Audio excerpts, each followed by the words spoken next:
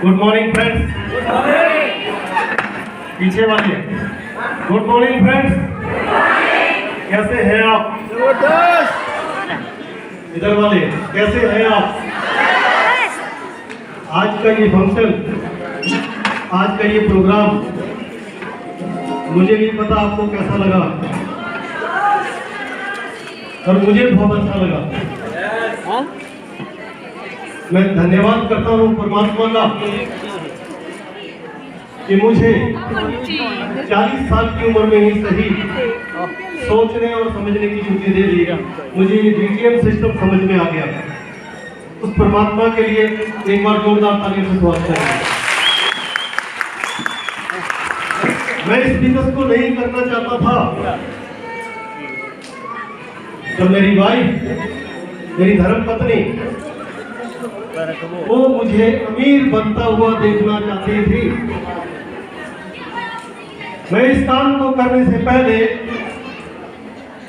आपस में बातें नहीं करेंगे, 15 मिनट है मेरे पास, नहीं तो फिर मैं कहानी सुनाकर बैठ जाऊंगा। जानना चाहते हैं मैंने ये पैसे कैसे कमाए? जानना चाहते हैं मैंने कितने पैसे कमाए? ये पैसा आप भी कमाना चाहते हैं? परमात्मा सभी को मौका देता है। आज आपको भी मौका दिया है। जो इंसान डिसीजन ले लेगा उसकी जिंदगी में ये मौका आ जाएगा, और जो इंसान डिसीजन नहीं लेगा, लोग आपको धक्का तो देंगे, आप इस सिस्टम में आ भी जाओगे, लेकिन पैसे नहीं मिलेंगे। पैसे की वैल्यू मिलेगी, आपको प्रोडक्ट मिल जाएंगे, उस प्रोडक्ट को यूज करेंगे, आपको शारीरिक सुरक्षा मिल जाएगी, आपको आर्थिक सुरक्षा नहीं मिलेगी।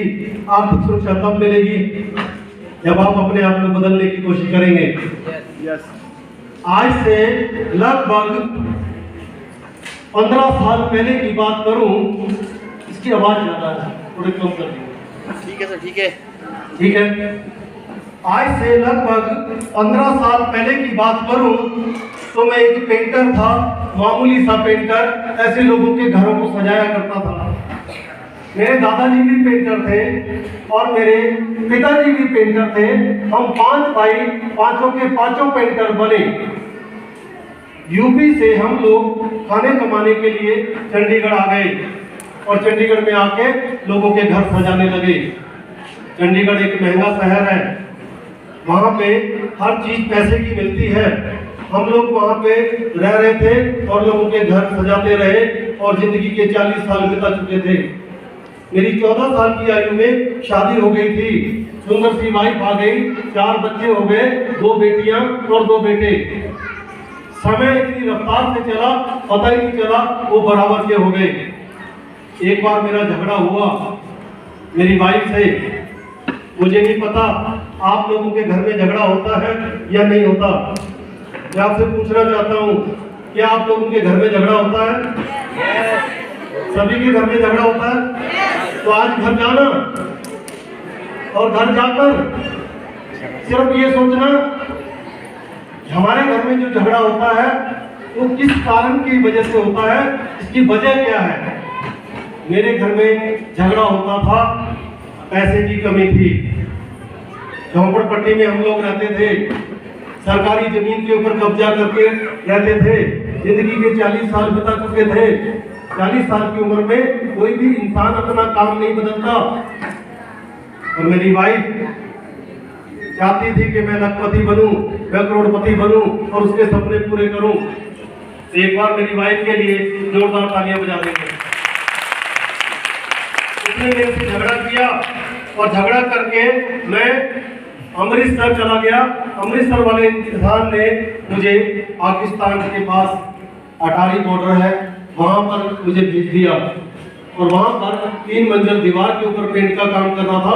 वहां एक अजनबी इंसान आया, उस इंसान ने मुझे इस सिस्टम में धक्का दे दिया।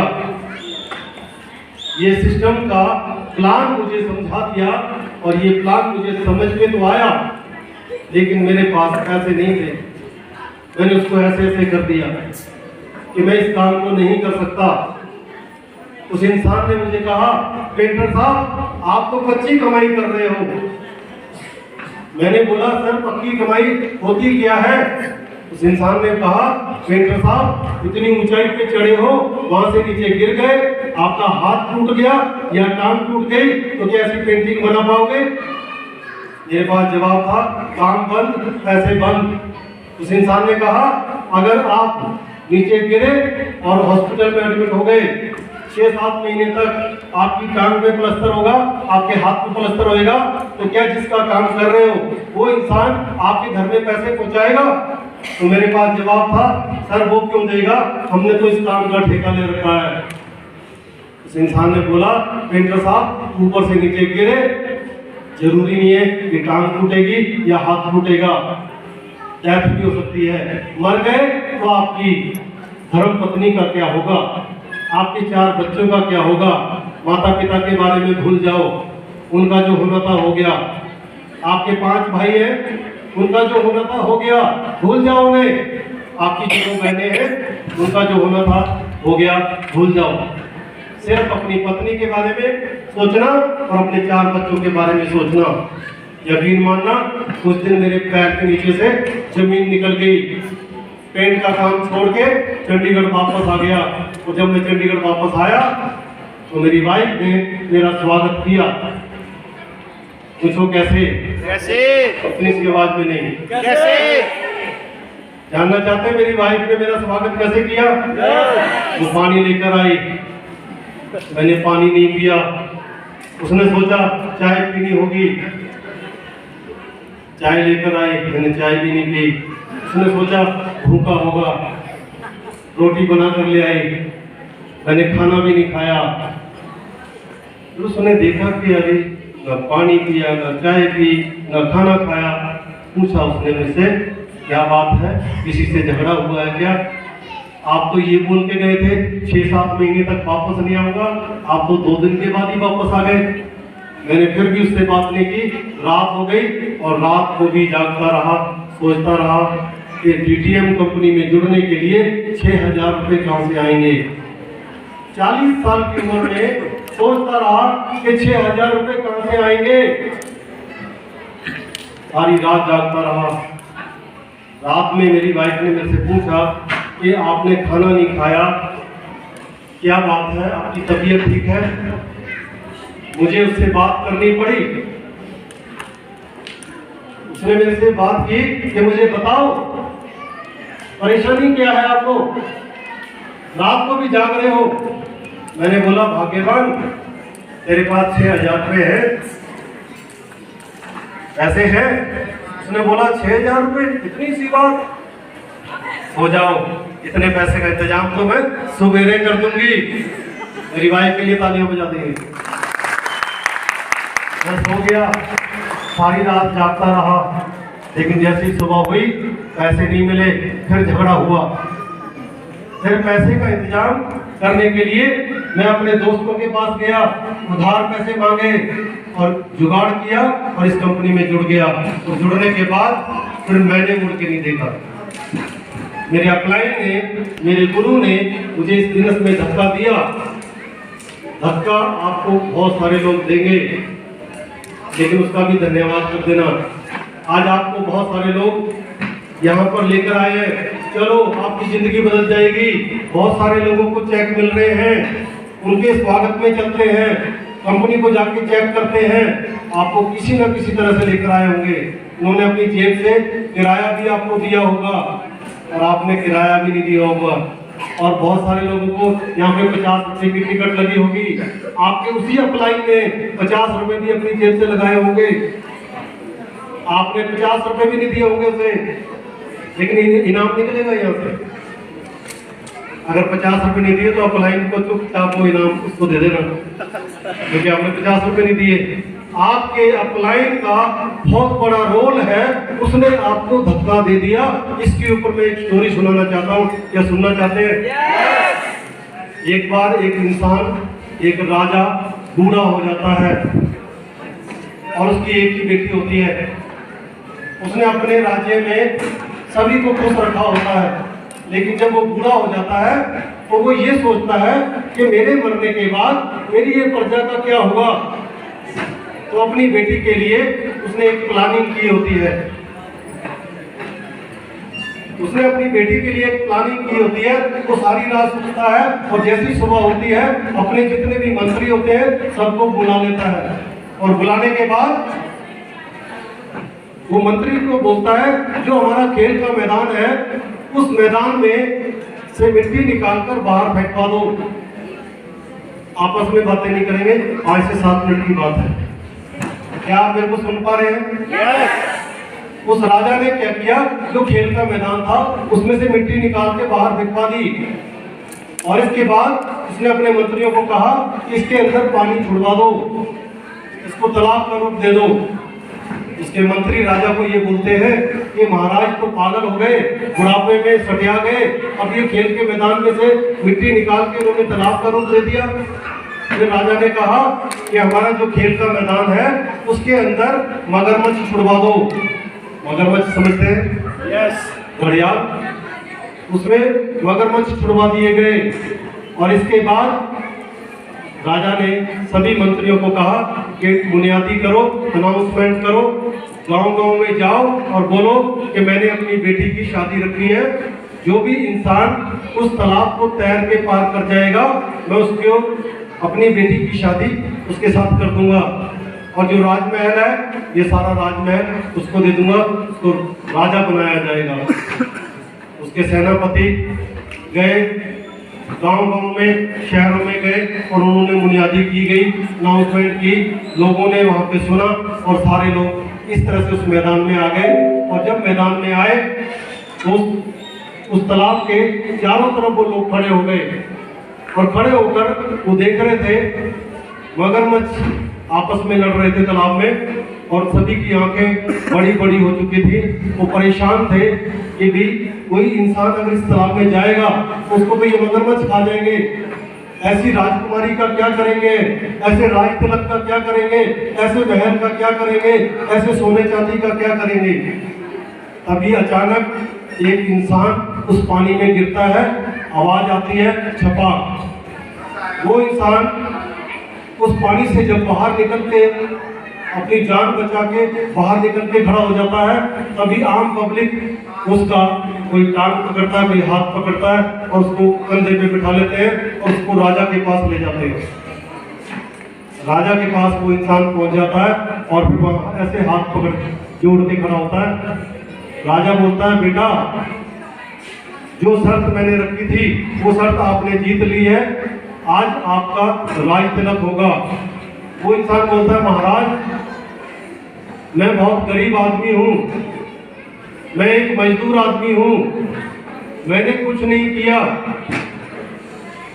राजा बोलता है, इस इंसान को लेकर जाओ और इसको बढ़िया कपड़े पहनाओ, इसको बढ़िया कपड़े पहना के लेकर आओ। जब उसको पहना कर लाते हैं फिर भी वो बढ़िया कपड़े पहन के ऐसे हाथ जोड़ के खड़ा हो जाता है। फिर राजा बोलता है, बेटा जो शर्त मैंने रखी थी वो शर्त आप जीत चुके हो, आज आपका राज तिलक होगा, आज आपको यहाँ पे राजा बनाया जाएगा। और इस राजकुमारी को देख रहे हैं, आज आपकी शादी होगी इससे। और ये सोना चांदी देख रहे हैं, ये सारे सोना चांदी हीरे जवाहरात आपके। वो इंसान बोलता है, महाराज मैं हीरे जवाहरात सोने चांदी सब ले लूंगा, मैं राजकुमारी से भी शादी कर लूंगा, मैं राज तिलक भी करवा लूंगा, पर एक बात बताओ, उस पानी में मुझे धक्का किसने दिया था?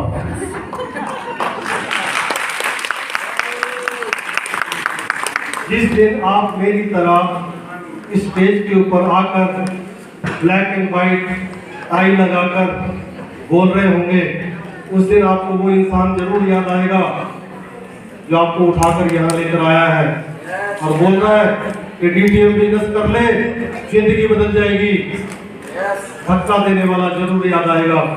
मैं भी धन्यवाद करता हूँ अपने ग्रेट अपलाइन का। उस इंसान ने, जब मैं पेंटर था, मुझे मेरे नाम से नहीं जाना जाता था, उस इंसान ने मेरे को धक्का दिया और आज मैं आपके सामने किसी राजकुमार से कम नहीं दिखता।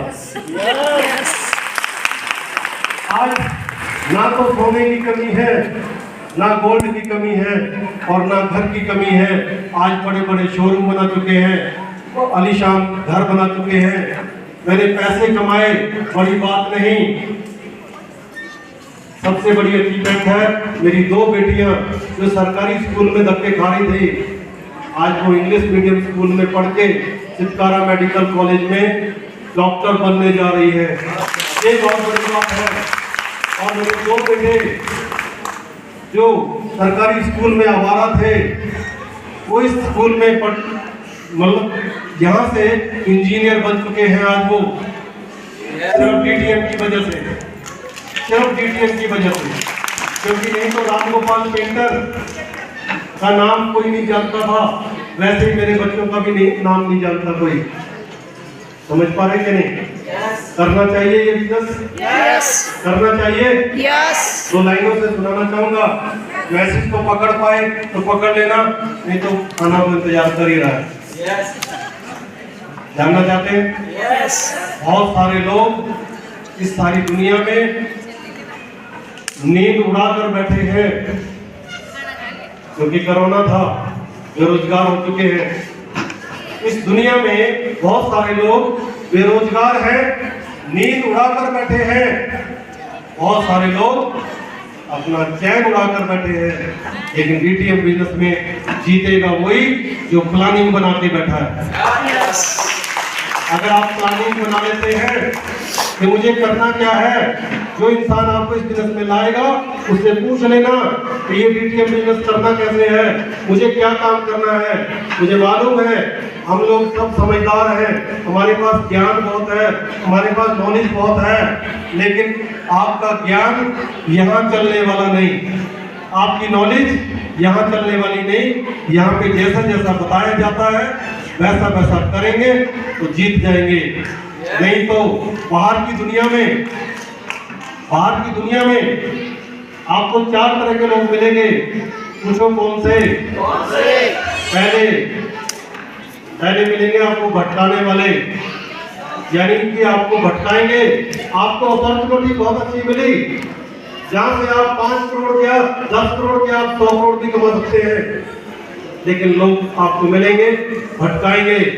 हमारे बीच में भी बहुत सारे भाई बहन ऐसे बैठे होंगे जो आपको भटकाएंगे। परमात्मा ने आपको मौका दे दिया, वो आपको स्पेक्ट करने नहीं देंगे, डिसीजन लेने नहीं देंगे आपको। उनको हम क्या बोलते हैं? भटकाने वाले लोग। इनसे सावधान रहना। दूसरे मिलेंगे लटकाऊ, लटकाने वाले लोग। बहुत सारे हमारे भाइयों ने फॉर्म भर दिए होंगे, बहुत सारी हमारी बहनों ने फॉर्म भर दिया होगा, साइन भी कर दिया होगा स्टाइल से, लेकिन बोलेंगे ये लो 100 रुपए, कल आना, बाकी पेमेंट कल देंगे, परसों आएंगे, परसों आएंगे, ऐसे लटकाते रहेंगे। महीने, 2 महीने, 6 महीने, साल, 2 साल लटकाते रहेंगे। और हमारे अपलाइन, हमारी ग्रोलाइन, हमारे लीडर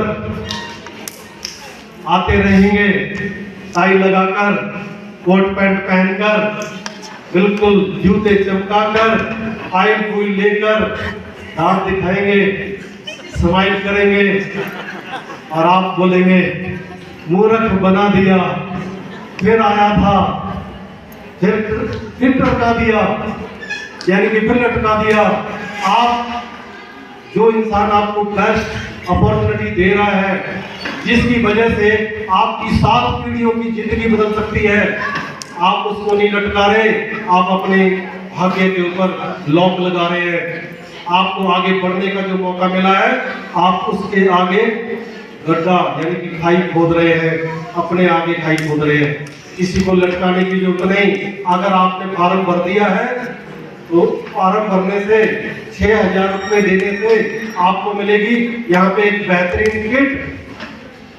उस किट के अंदर आपको 2 मिलेंगी अकाई बेरी, जो बाहर का प्रोडक्ट है, जो कैंसर के ऊपर काम करता है। आज हमारे भारत में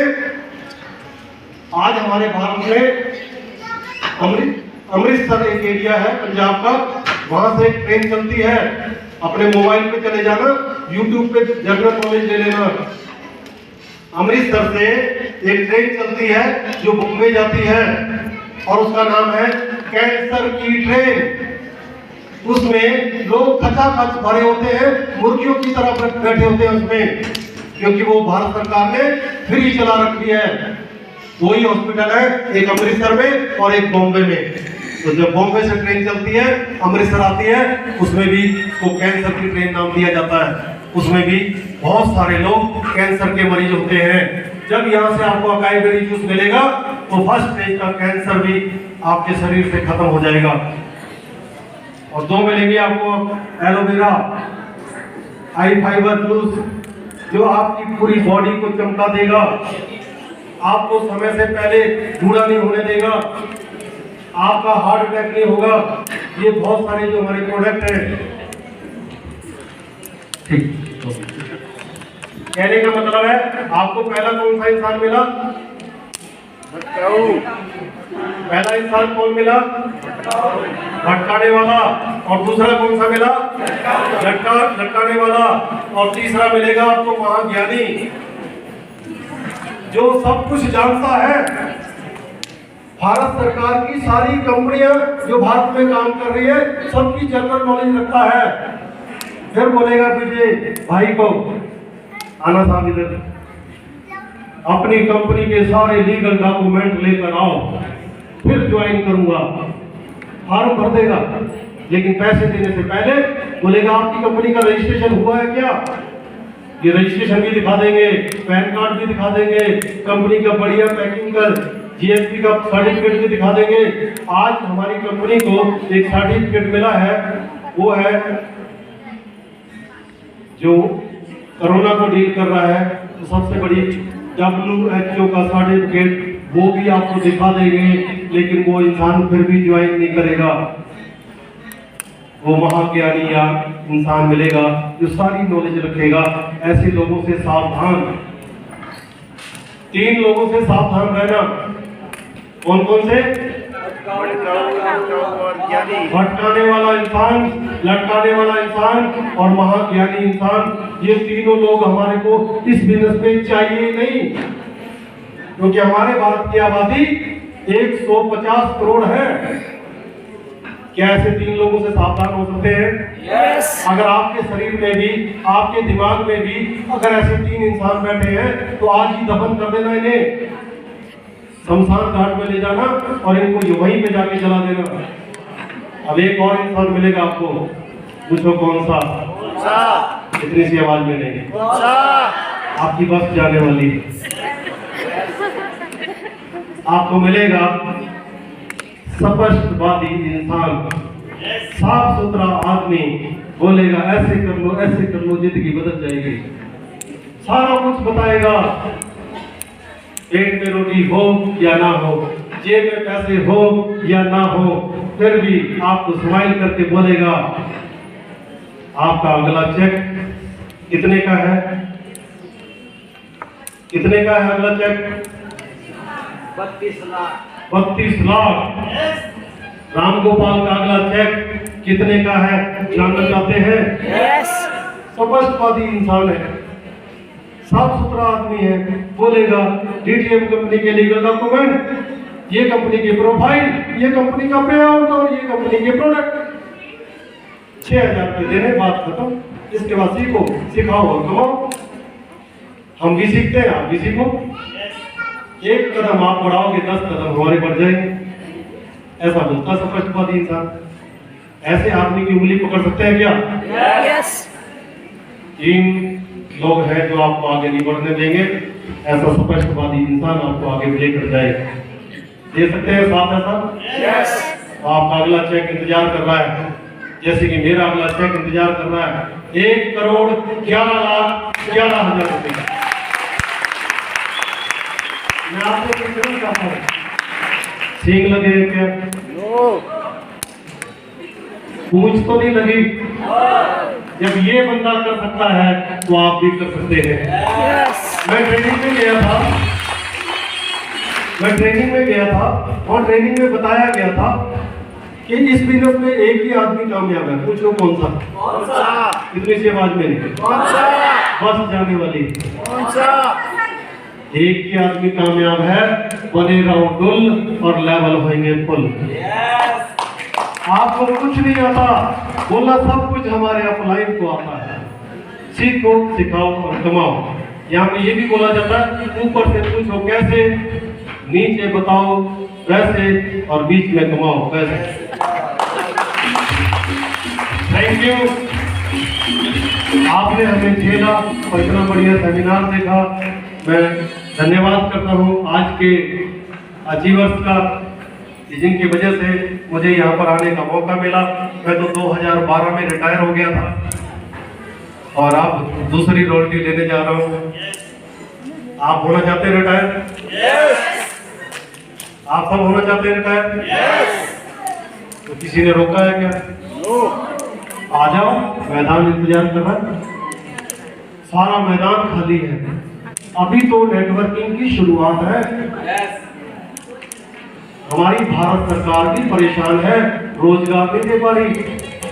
लेकिन धन्यवाद करूंगा हमारे कंपनी के डायरेक्टर माननीय श्री प्रदीप जैन साहब और प्रदीप जैन साहब का, जिन्होंने हमारे भाग के लोगों को रोजगार दे दिया, हमारे जैसे पेंटर लोगों की एक पहचान बना दी। पहले मुझे सिर्फ पेंटर के नाम से जाना जाता था और इस बिजनेस में आने के बाद जानना चाहते हैं किस नाम से जाना जाता है? इतनी सी आवाज में मुझे जाना जाता है श्री राम गोपाल जी, सेल्फ मेड करोड़पति, DTM इंडिया। और जब हम वहां पे आते हैं, यहाँ पे 30 दिन लगातार मालाएं डलती हैं, पटाखे बजाए जाते हैं, हमारे लिए तालियां बजाई जाती हैं और गाना बजता है, वाह अदब शहंशाह पधार रहे हैं। देखो शहंशाह के सींग लगे हैं क्या?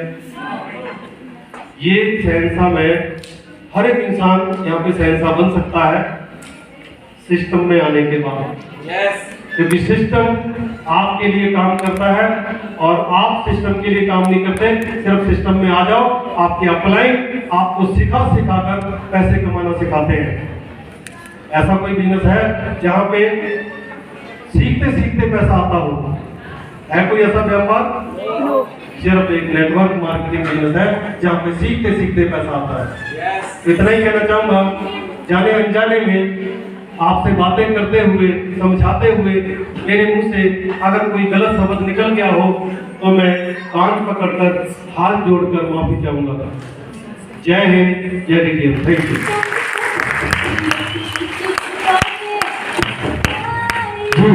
सर के सम्मान के लिए बस जबरदस्त तालियां मिलती है आज के हमारे मुख्य अतिथि श्री राम गोपाल सर। और मैं समय को बंदे लकी ड्रॉ टिकट आप अपने हाथ में ले लीजिए। लकी ड्रॉ टिकट आपके पास होगी भैया।